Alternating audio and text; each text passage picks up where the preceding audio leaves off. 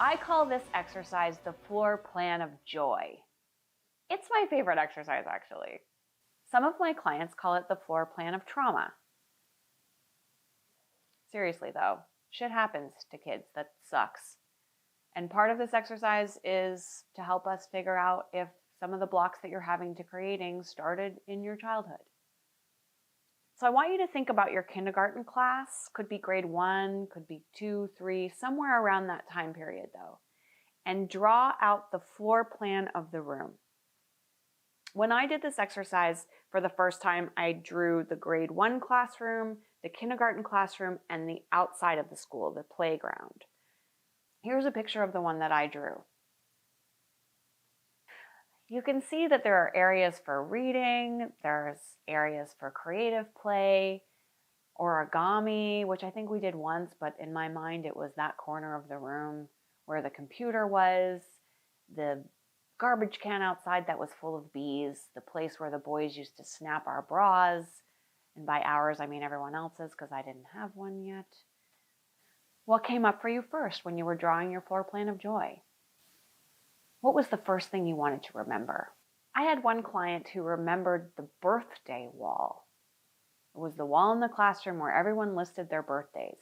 She loved that wall, and what's so interesting today, she has a calendar in her house where she writes everybody she knows' birthdays down. She loves sending cards and emailing and calling people on their birthdays. What we discovered through this process for her is not just that birthdays are important to her, but that her friends need a significant amount of time on her trampoline. Part of her identity is being a great friend. So I'm interested to find out what comes up for you. Is it the math area? Is it the books? A couple of my clients swore that half of the room was a stage, which is probably not true. But it's amazing the memories that we create as children.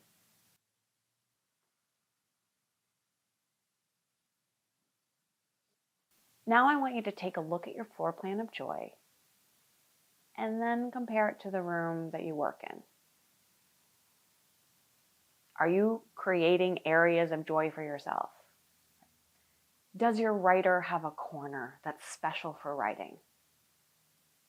Does your chef have a special drawer with all the weird tools they want to play with? I say weird because I don't cook. I don't know what any of that shit does. Does your actor have a ring light? If that's not the case, which it isn't for most grown-ups, let's be honest, is there one little thing you can do for yourself? One special corner of the couch that you can put a homemade pillow on and have just for reading? How can you nurture that sweet artist, that 7-year-old kid that just wants to know that when they go into that special space, they have permission to create? Go do it now.